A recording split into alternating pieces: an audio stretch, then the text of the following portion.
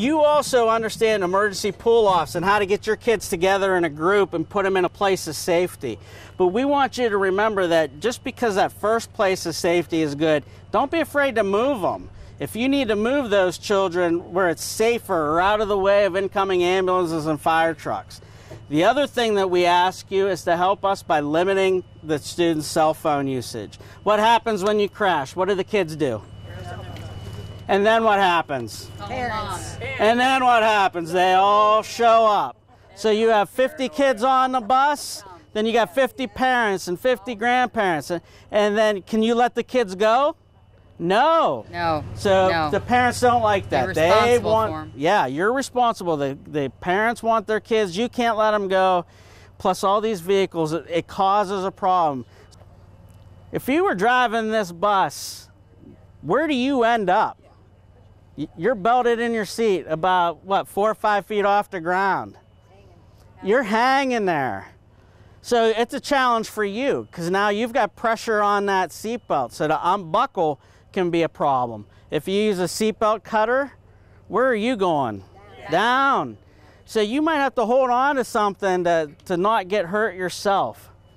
You know, in real life we could say, oh, well, we would just lift the kids up out the emergency window and they can jump down.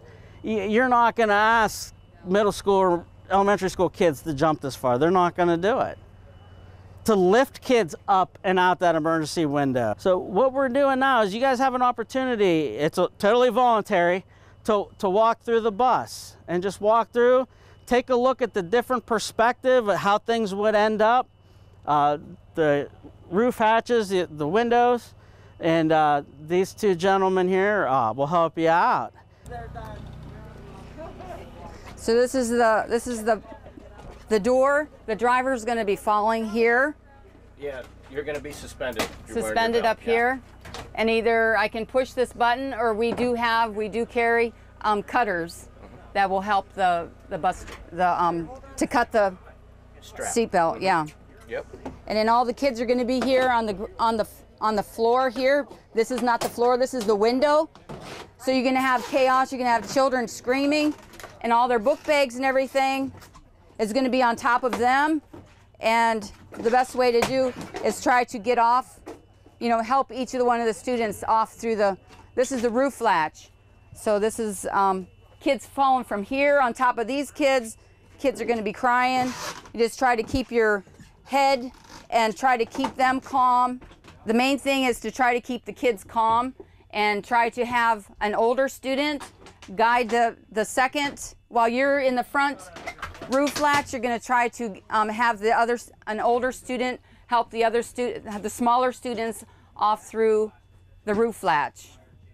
Only thing I didn't hear, and she might have covered this earlier, is as you're walking through, as a bus driver, we would like you to kind of peek back, and you'll see all these crevices in areas where kids can themselves put themselves into, hiding from the danger. Very good, yes. And if they should see a kid, you know, try and remember that, you know, take a note of what the seat was, relate it to us emergency responders so we can get in there and help the kids. Very good, thank you.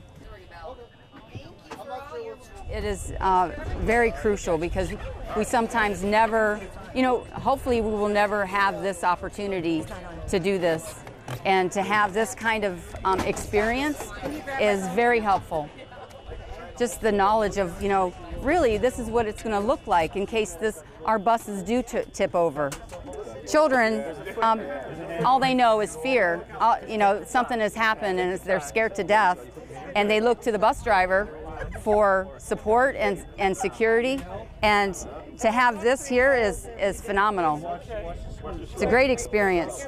Look how hard it was for the driver to get off. Yes. If we were to have all seat belts, that's just not safe.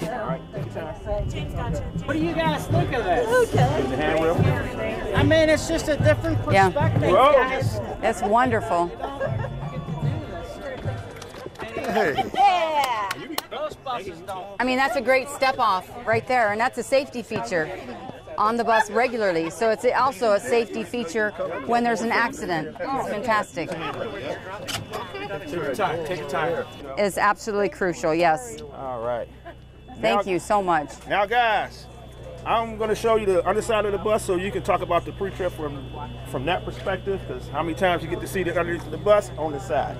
My name is Mark Pitzer. I'm the fire chief for Boardman Township here. And today we're going to be talking about what you would do in the event that there was a fire on your school bus. And when the school first asked me to put on this class, I really didn't know what I was going to teach, to be very honest with you, because they're not, they don't occur very often. And it led me to do some research. And what I found out was they actually occur a little bit more than what you would think. On average, about 380 school bus fires occur annually in the United States. So what does that mean? That's one a day. Every single day there's a school bus that is catching fire in the US. As a result, there are between 20 and 25 people getting injured, burned, or even killed as a result of those fires. And your actions when a fire occurs on your bus is critical in the life safety of your students. So I like to put myself in your shoes and think about how I'm going to address that situation on the bus. And again, your goal as a bus driver is life safety, first and foremost. Just like the fire service, life safety is critical. So what their bus driver is going to do is obviously move the bus off the roadway. They're going to call a code 100, meaning everybody on the radio, stop talking. They have emergency traffic. They're going to call a code, I think it's a code 2, means they have a fire on the bus, and then a code 3 that they're evacuating the bus. That individual in the Boardman school system is going to be calling 911. Your priority is going to be getting those kids off the bus. And when we talk about fires on the bus, like I said, one a day. Something is leaking. It could be oil leaking onto the exhaust manifold or the, or the exhaust. That oil is going to heat up, and at some point it heats up to a high enough temperature, it's going to ignite. And it's going to ignite, and then those components on your motor are obviously going to ignite as well as that fire progresses, then obviously maybe throughout the bus. You're fortunate if you drive in Boardman Township, well, Campbell as well, they have a staff fire department. So you have people that are on scene. So I know in Boardman Township, if you have a fire on your bus, we're anywhere in this township in 4.5 minutes. So your goal is to get those children off the bus. And what we expect from you is when we get on scene, we want to locate you. We want to make sure that everybody is off that bus, everybody is accounted for. Because if they're not, our priority, much like yours, is life safety. We're going to get on that bus and we're going to search for children. You guys have that chance to stop that bleeding. You have that chance to save that life, and it happens time and time again. So I put myself in your shoes. If I was a bus driver, again, I can't promote it. I can't tell you to go look, but if you feel compelled to do so, you're going to do what you're going to do regardless, okay? But I'm going to show you, once we get on the bus, I'm going to show you a methodical way that we're going to search the bus, and I would like you to mimic that because it is going to be critical as you're advancing through that bus looking for people. House fires are rapidly progressing. That's our challenge in the fire service we face today, how fast fires occur. Because your furnishings, your products, your couches, everything is plastic, everything is synthetic fibers. But it's white, it's clear. And even then, once I smoke this thing up, you won't be able to see the rear third of the bus. Now, take it in life scenario, that smoke is gonna be dark gray and black. You're not going to be able to see. It's going to be choking. So once we get on the bus, we'll talk about a few other things associated with that. And then if you would have to search or you do choose to, go take a look for a child, I'll show you how we would do it, and you can do it the same way. So we'll hop on the bus. So some buses, the newer buses today, can be equipped with suppression systems. And it's not very common. One of the areas that I researched and found that they are putting them on buses that the special needs buses, the kids that are invalid, that are in, wheelchairs, they're putting these suppression systems in those buses because of the time element. If the bus would catch fire, I mean, think about, I never really thought of that because the time element of trying to get those kids off that bus that need help, that need. So from what I researched, it's like a suppression system. They install it in the engine compartment and then also in the passenger compartment. So if a fire would occur in the engine compartment, it would suppress the fire. Okay. So we're going to evacuate the kids, but as we're doing it, I talked about that ventilation. Open these hatches. Smoke and heat and everything has a natural rise, right? So if you do that, much like a firefighter getting on the roof of a house fire, why are the firemen cutting a hole in the roof? Because we're trying to improve the environment within the structure. So if there's smoke, heat, gases, maybe there's somebody in there, we're trying to improve the survivability of the people within that structure. Also, it allows us to get to the fire a lot quicker. If we can see, conditions are better, that's how we can get to the fire a lot quicker. Evacuate in an orderly fashion, and then that's it. If you have a little kindergartner, 5-, 6-year-old, they're going to be petrified. Let's say they elect to hide. They're not going to be in the seat. So if you are looking for somebody, how we're going to search a bus is exactly how I want you to search a bus. We're going to be low to the ground. We're going to be low to the ground, and we're going to sweep underneath the seats and above the seats. Under the seats, above the seats. If you have a fire in the engine compartment, progressing in the passenger compartment in the front, exit the rear. But for today's simulation, we're smoking up the rear, and take note how quickly that smoke progresses and the visibility. You won't be able to see the back of the bus. School buses are probably one of the most safest vehicles on the roadway. That far, even if the brakes stay set. Yeah. Because you're going a block and then right. stop Right. Exactly. So it's slowly filling up. Because it's not like we're looking for one of our sleeping kids on the bus. Yeah. Because like you said, they're going to be hiding, but you ain't going to see them because of the smoke. You almost have to feel Yeah, it. you have to touch. You have to. All right, wrap it up, wrap it up. Whew. Man.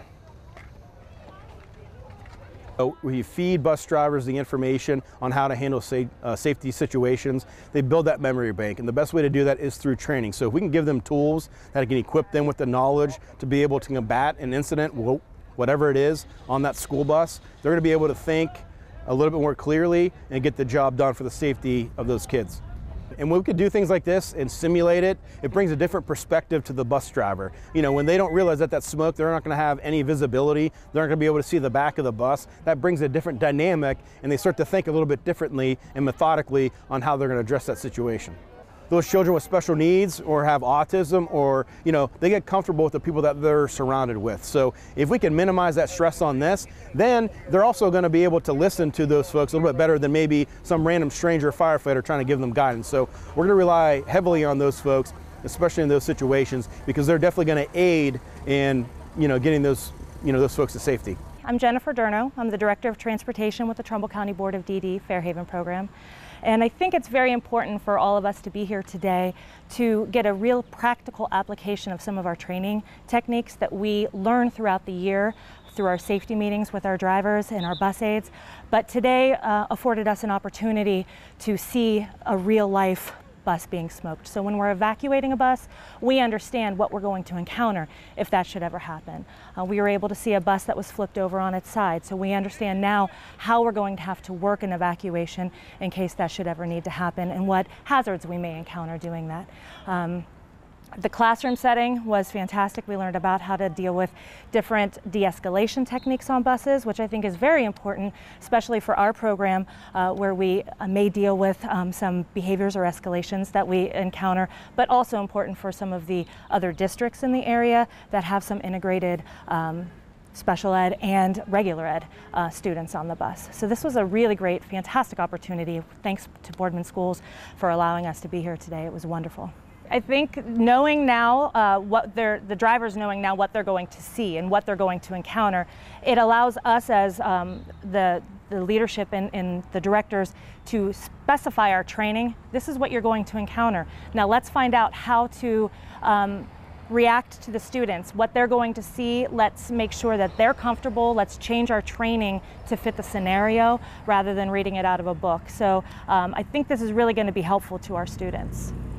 Well, it was wonderful to hear from the emergency personnel today. We don't always get that in some of our training, but the Boardman Fire Department was outstanding in explaining to us when they arrive on scene what they require from us. So that's going to help our training with our drivers and bus aides as well, so they know, hey, when they get on scene, we're going to hand everything over to them. We're going to explain. We're going to do our head counts. We're going to make sure everybody is on the same page before they have to enter even into a more hazardous situation. Some of the things you're going to see different on this bus than maybe some of your district buses is we have an integrated car seat system for our preschoolers.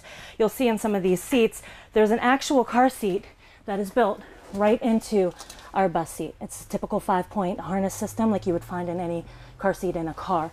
So all of our preschoolers are required to be secured in a bus seat or a seat belt. We also have different other seating for anybody who might need a safety vest. This is the harness for that safety vest. And if you get a student that might need a little bit more secure or a little bit bigger of a preschooler, we have what's called some of our safety seats. This is a star seat, and it is this typical 5-part harness as well, but it just allows a little bit larger of a child to sit in here. Otherwise, in the rear of the bus, we have a school bus lift. Watch your step because there are little tie downs on here. We have a school bus lift. All of the lifts are rated for at 1,000 pounds, so we are able to get as large of a wheelchair on here as we need, and this will operate mechanically, and in case we do have a failure, all of our bus staff are trained to use it manually as well. So if there is an emergency situation, we're able to evacuate or unload a student. All of our buses have full route sheets, and on that route sheet it's going to be able to tell emergency personnel if their students are if they're going to encounter any hazards with the students. If we have a student with autism that doesn't like to be touched, then we have the verbal cues for that student to be able to help evacuate or to help ease that child's transition off the bus in an emergency situation. Also with the wheelchairs, we have detailed information about the wheelchair that might either be electronic, it might be a manual chair, how to unlock the wheels, so that they can help us and assist us in getting the students off if we need them to.